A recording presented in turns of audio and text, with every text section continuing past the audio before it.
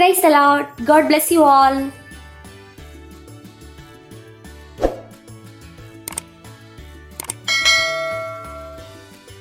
எபேசியர் அதிகாரம் 2 கேள்விகள் மற்றும் பதில்கள். கேள்வி எண் 1. எவைகளினால் நாம் மரித்தவர்களாக இருந்தோம்?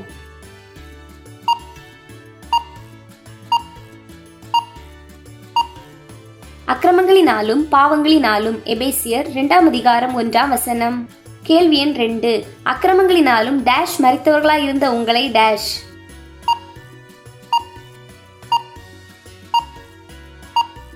அக்கிரமங்களினாலும் பாவங்களினாலும் மரித்தவர்களாய் இருந்த உங்களை உயிர்ப்பித்தார். எபேசியர் 2 அதிகாரம் 1 கேள்வி எண் 3. கீழ்ப்படியாமையின் பிள்ளைகளிடத்தில் இப்பொழுது கிரியை செய்கிறது யார்?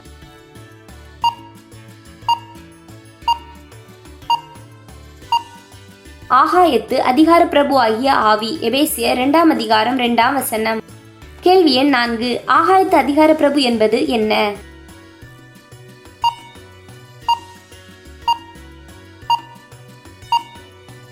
ஆவி. எபேசியர் 2 அதிகாரம் 2 கேள்வி எண் 5. நீங்கள் டேஷ் இவ்வுலக வழக்கத்திற்கு ஏற்றபடியாக நடந்து கொண்டீர்கள்.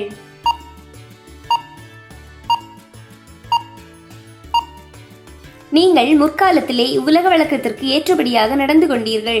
எபேசியர் 2 அதிகாரம் 2 கேள்வி எண் 6. நாம் முற்காலத்தில் எது நிச்சயின்படி நடந்தோம்?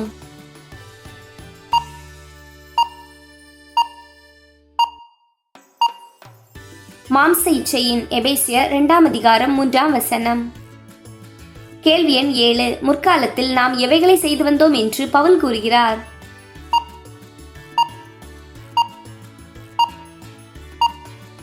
மாம்சமும் மனசும் விரும்பினவைகளை. எபேசியர் 2 அதிகாரம் 3 கேள்வி எண் 8. முற்காலத்தில் நாம் எவைகளின் பிள்ளைகளாய் இருந்ததாக பவுல் கூறுகிறார்?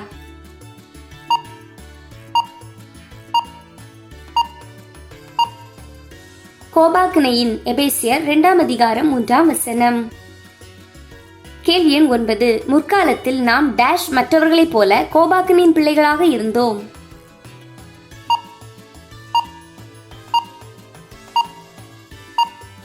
முற்காலத்திலே நாம் சுவாவத்தினாலே மற்றவர்களைப் போல கோபாக்கனின் பிள்ளைகளாக இருந்தோம். எபேசியர் 2 அதிகாரம் 3 கேள்வி எண் 10. இரக்கத்தில் ஐஸ்வர்யம் உள்ளது யார்?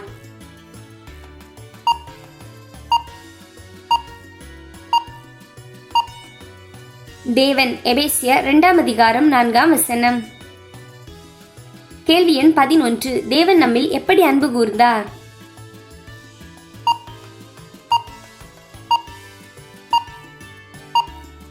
இரக்கத்தில் ஐஸ்வர்யமுள்ளவராக.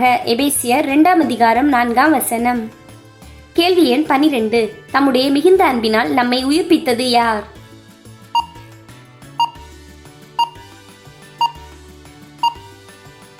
தேவன். எபேசியர் 2 அதிகாரம் 4 மற்றும் 5 கேள்வி எண் 13. நாம் எதில் மரித்தவர்களாய் இருந்தோம்?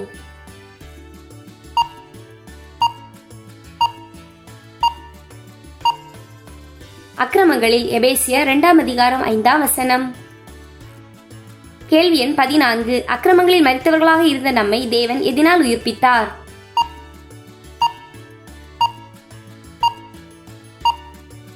அவருடைய மிகுந்த அன்பினாலே. எபேசியர் 2 அதிகாரம் 4 மற்றும் 5 கேள்வி எண் 15. அக்கிரமங்களில் மரித்தவர்களாக இருந்த நம்மை தேவன் யாருடனே கூட உயிர்ப்பித்தார்?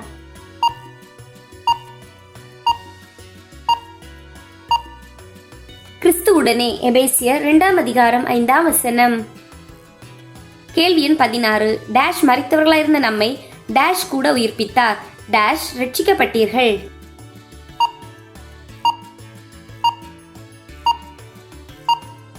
அக்கிரமங்களில் மரித்தவர்களாயிருந்த நம்மை கிறிஸ்துவுடனே கூட உயிர்ப்பித்தார். கிருபையினாலே ரட்சிக்கப்பட்டீர்கள். எபேசியர் 2 அதிகாரம் 5 கேள்வி எண் 17. கிறிஸ்து இயேசுவுக்குள் தேவன் நம்மிடத்தில் வைத்தது என்ன?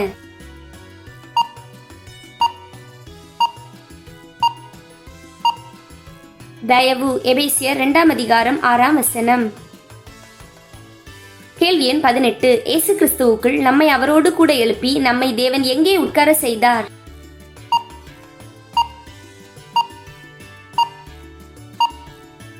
உன்னதங்களில் எபேசியர் 2:7. கேள்வி எண் 19. தேவன் எதை வருங்காலங்களில் விளங்க செய்வதற்காக நம்மை கிறிஸ்து இயேசுவுடன் உன்னதங்களில் உட்கார செய்தார்?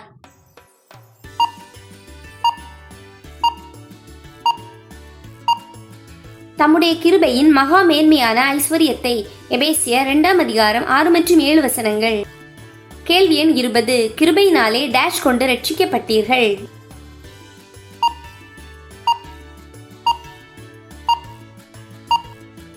கிருபையினாலே விசுவாசத்தை கொண்டு ரட்சிக்கப்பட்டீர்கள். எபேசியர் 2:8. கேள்வி எண் 21. உன்னதங்களிலே தேவன் நம்மை யாருடன் கூட உட்கார செய்தார்?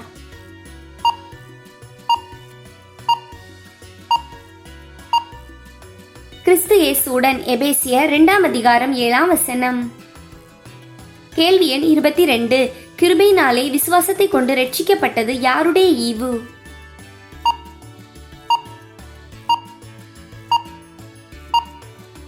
தேவனுடைய. எபேசியர் 2:8.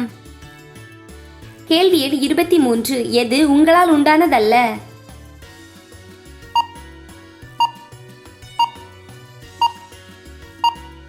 கிருபையினாலே விசுவாசத்தை கொண்டு ரட்சிக்கப்பட்டது.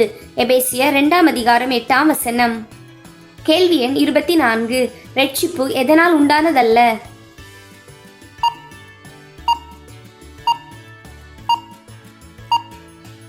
கிரியைகளினால். எபேசியர் 2:9.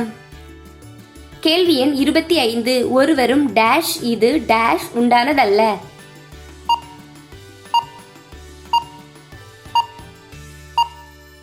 ஒருவரும் பெருமை பாராட்டாதபடிக்கு இது கிரியைகளினால் உண்டானதல்ல. எபேசியர் 2:9.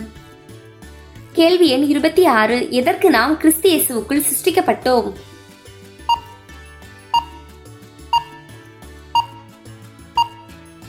நற்கிரியைகளை செய்கிறதற்கு. எபேசியர் 2:10. கேள்வி எண் 27. கிறிஸ்து இயேசுவுக்குள் நாம் சிருஷ்டிக்கப்பட்டு யாருடைய செய்கையாய் இருக்கிறோம்?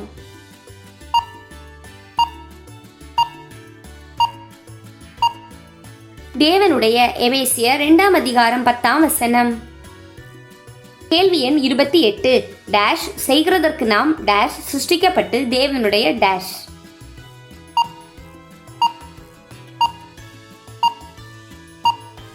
நற்கிரியைகளை செய்கிறதற்கு நாம் கிறிஸ்து இயேசுவுக்குள் சிருஷ்டிக்கப்பட்டு தேவனுடைய செய்கையாய் இருக்கிறோம். எபேசியர் 2:10. கேள்வி எண் 29. முன்னே டேஷ் படி புறஜாதியராய் இருந்தார்கள்.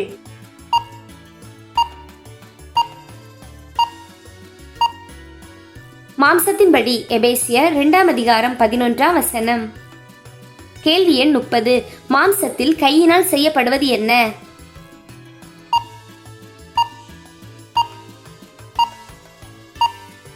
விருத்த சேதனம். எபேசியர் 2:11.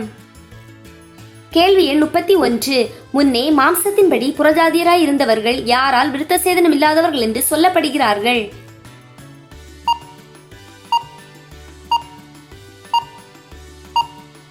மாம்சத்தில் கையினாலே செய்யப்படுகிற விருத்த சேதனம் உடையவர்களால். எபேசியர் 2:11. கேள்வி எண் 32. அக்காலத்திலே கிறிஸ்துவை சேராதவர்களாய் இருந்தது யார்?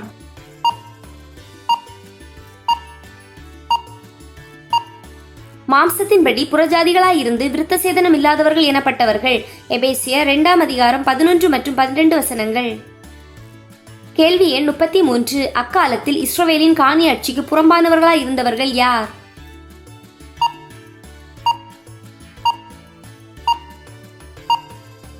மாம்சத்தின்படி புறஜாதிகளாய் இருந்து விருத்த சேதனம் இல்லாதவர்கள் எனப்பட்டவர்கள். எபேசியர் 2:11 மற்றும் 12. கேள்வி எண் 34. மாம்சத்தின்படி புறஜாதிகளாய் இருந்து விருத்த சேதனம் இல்லாதவர்கள் எனப்பட்டவர்கள் அக்காலத்திலே எப்படி இருந்தார்கள் என்று பவுல் கூறுகிறார்?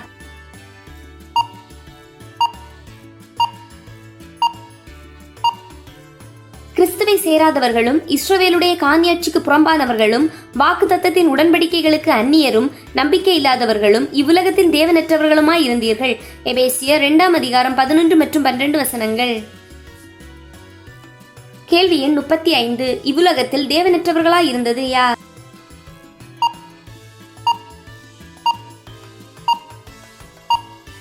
மாம்சத்தின்படி புறஜாதிகளாயிருந்து விருத்த சேதனம் இல்லாதவர்கள் எனப்பட்டவர்கள். எபேசியர் 2 அதிகாரம் 11 மற்றும் 12 வசனங்கள். கேள்வி எண் 36.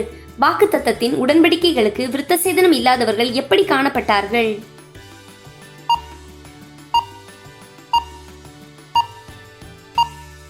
அந்நியரும் நம்பிக்கை இல்லாதவர்களுமாய். எபேசியர் 2 அதிகாரம் 11 மற்றும் 12 வசனம். கேள்வி எண் 37. முன்னே தூரமாயிருந்தது யார்?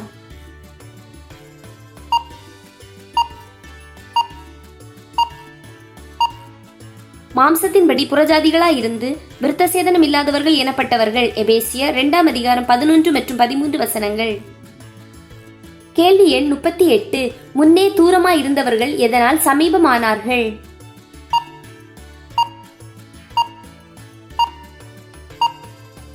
கிறிஸ்துவின் இரத்தத்தினால். எபேசியர் 2 அதிகாரம் 13 வசனம். கேள்வி எண் 39. முன்னே தூரமாயிருந்தவர்கள் யாருக்குள் கிறிஸ்துவின் இரத்தத்தினால் சமீபமானார்கள்?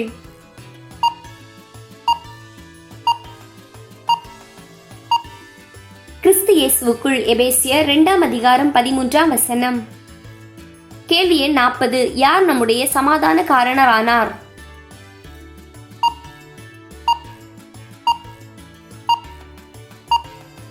கிறிஸ்து இயேசு. எபேசியர் 2 அதிகாரம் 13 மற்றும் 14 வசனங்கள். கேள்வி எண் 41. பகையாய் நின்ற பிரிவினை எது?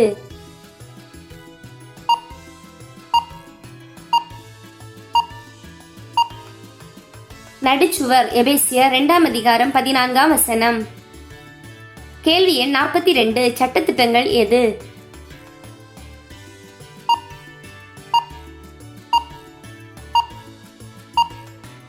நியாயப்பிரமாணம். எபேசியர் 2 அதிகாரம் 15 வசனம்.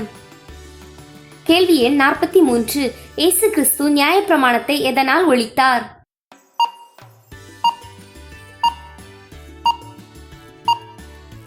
தம்முடைய மாம்சத்தினால். எபேசியர் 2 அதிகாரம் 15 வசனம். கேள்வி எண் 44. இருதிறத்தாரையும் இயேசு கிறிஸ்து எப்படி சிருஷ்டித்தார்?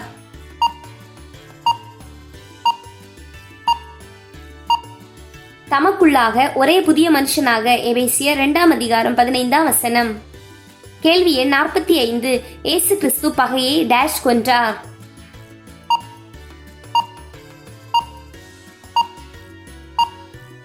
இயேசு கிறிஸ்து பகையை சிலுவையினால் கொன்றார். எபேசியர் 2 அதிகாரம் 16 வசனம். கேள்வி எண் 46. எதினால் இயேசு கிறிஸ்து இருதிறத்தாரையும் ஒரே சரீரமாக தேவனுக்கு ஒப்புரவாக்கினார்?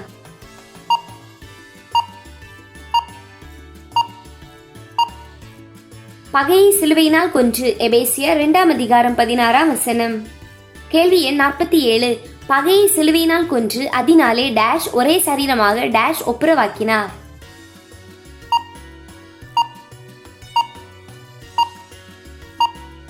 பகையை சிலுவையினால் கொன்று அதனாலே இருதிறத்தாரையும் ஒரே சரீரமாக தேவனுக்கு ஒப்புரவாக்கினார். எபேசியர் 2 அதிகாரம் 16 வசனம். கேள்வி எண் 48. இயேசு கிறிஸ்து எதை சுவிசேஷமாக அறிவித்தார்?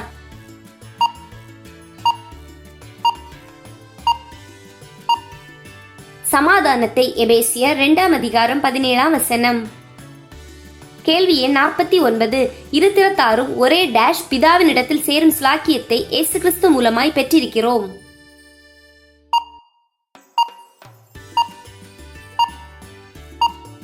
இருதிறத்தாரும் ஒரே ஆவியினாலே பிதாவினிடத்தில் சேரும் ஸ்லாக்கியத்தை இயேசு கிறிஸ்து மூலமாய் பெற்றிருக்கிறோம். எபேசியர் 2 அதிகாரம் 18 வசனம். கேள்வி எண் 50. இருதிறத்தாராயிருக்கிற நாம் எப்படி பிதாவினிடத்தில் சேரும் ஸ்லாக்கியத்தை இயேசு கிறிஸ்து மூலமாய் பெற்றிருக்கிறோம்?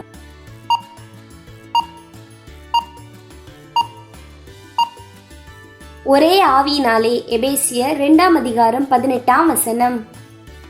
கேள்வி எண் 51. நாம் இனி எப்படி இருப்பதில்லை என்று பவுல் கூறுகிறார்?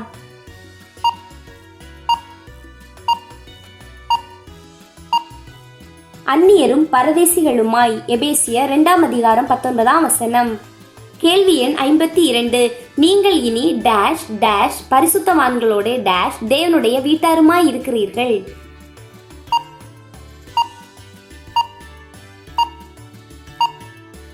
நீங்கள் இனி அந்நியரும் பரதேசிகளுமாயிராமல் பரிசுத்தவான்களோடே ஒரே நகரத்தாரும் தேவனுடைய வீட்டாருமாயிருக்கிறீர்கள். எபேசியர் 2:19. கேள்வி எண் 53. நாம் எவர்களுடைய அஸ்திபாரத்தின் மேல் கட்டப்பட்டவர்களாயிருக்கிறோம்?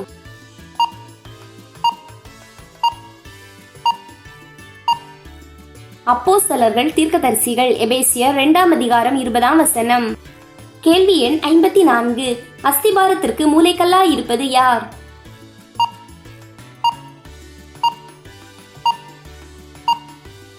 இயேசு கிறிஸ்து. எபேசியர் 2:20. கேள்வி எண் 55. யார் மேல் மாளிகை முழுவதும் இசைவாய் இணைக்கப்பட்டு எழும்புகிறது?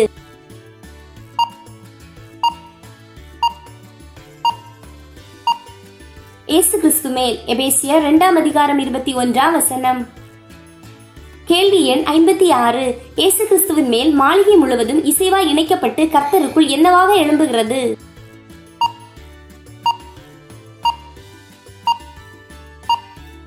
பரிசுத்த ஆலயமாக. எபேசியர் 2:21. கேள்வி எண் 57. நீங்கள் இயேசு கிறிஸ்துவின் மேல் எதினால் கூட்டி கட்டப்பட்டு வருகிறீர்கள்?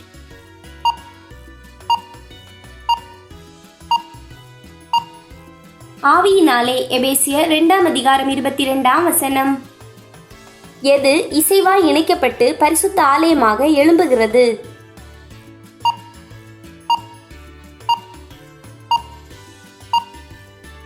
மாளிகை முழுவதும். எபேசியர் 2:21. Thank you for watching.